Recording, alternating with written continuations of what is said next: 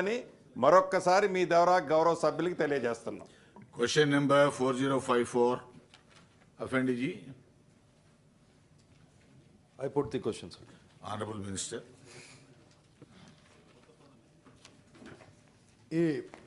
Yes, sir.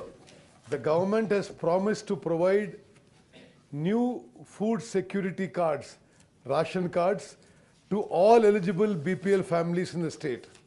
However, that criteria for providing ration cards as a policy matter will be decided by the subcommittee afresh. The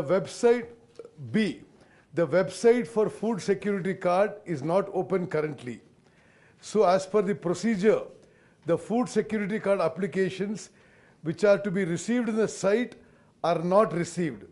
However, number of applications have been received through various forums like Praja Palana, Prajavani, etc. and in different formats. See, applications received in CM Prajavani for fresh food security cards are 1944. D. No fresh food security cards are yet issued.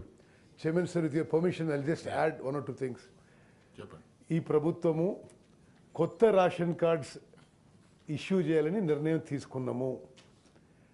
గత 10 ఏళ్ల పాటు కొత్త ration కార్డులు ఇవ్వని సందర్భంగా చాలామంది నిరుపేద కుటుంబాలు ఈ రాష్ట్రంలో ఇబ్బంది పడుతున్నాయి.